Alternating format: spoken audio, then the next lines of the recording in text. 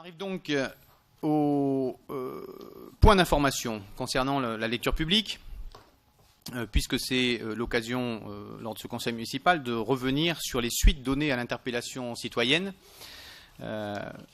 concernant donc l'accès à la lecture publique de proximité.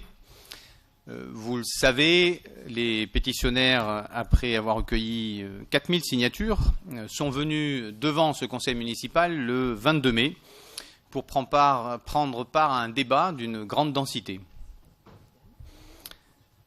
À cette occasion, ils nous ont demandé de nous engager sur 3 points que je recite ici.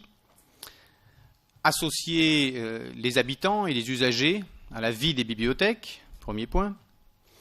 Deuxième point, maintenir une bibliothèque sur l'ensemble du bâtiment Alliance, avec ici une bibliothèque qui soit pilotée par des bibliothécaires, qui ait un budget d'acquisition propre, qui ait des animations et également des heures d'ouverture au public adaptées aux besoins, qui profite de ce travail pour avoir un réaménagement du parc et des espaces intérieurs, enfin qui est une ouverture à d'autres usages culturels.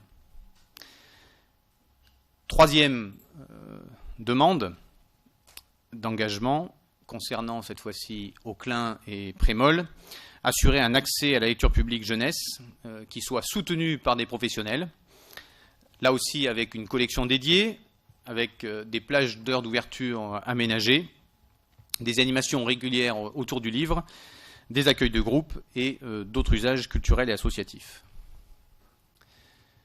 Nous avons affirmé notre volonté de mettre en œuvre ces engagements. Plusieurs temps de rencontres et de travail ont eu lieu avec les porte-paroles afin de faire le point sur ces engagements, de les préciser, de consolider les avancées.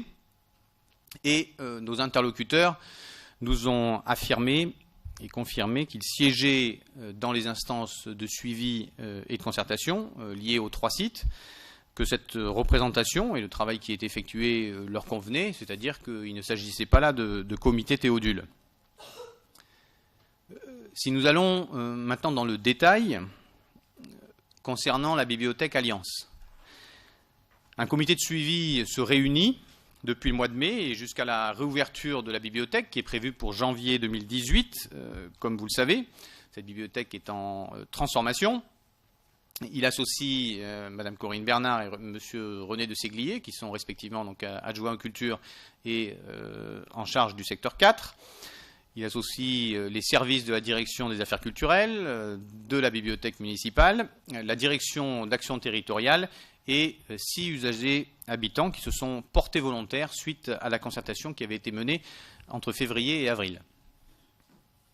Une réunion publique, vous le savez, s'est tenue le 27 juin et une demi-journée d'information le 1er juillet qui non seulement a permis d'informer les habitants sur les avancées, mais également de présenter les esquisses de la future bibliothèque.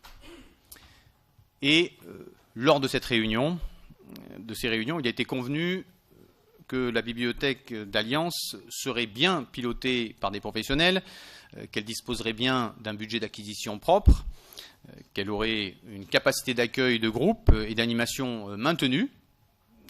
Je tiens à préciser ici que c'est maintenu en dehors des modalités d'accueil de l'hôpital de jour, qui verront ces conditions changer. Donc capacité d'accueil de groupe et d'animation maintenue pour tous les autres secteurs. Et cette bibliothèque donc bénéficiera de réaménagements intérieurs et extérieurs. Nous avons d'ailleurs délibéré, vous le savez, le 26 juin, lors du conseil municipal de juin, nous avons délibéré pour un investissement de 140 000 € affecté à ces réaménagements. Concernant Auclin et Prémol maintenant, les élus, les services de la ville et les usagers ont avancé sur la mise en œuvre de relais lecture dans les 2 quartiers et ces relais lecture seront portés par la bibliothèque municipale de Grenoble.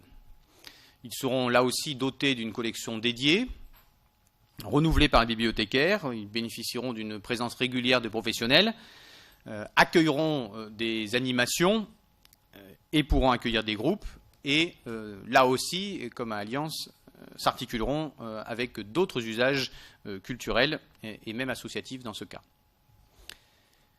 Enfin, les comités de suivi des deux sites continueront de se réunir dans les prochaines semaines pour préparer la mise en œuvre opérationnelle de ces relais lecture et afin qu'ils s'articulent au mieux avec les initiatives existantes dans chacun des quartiers concernés.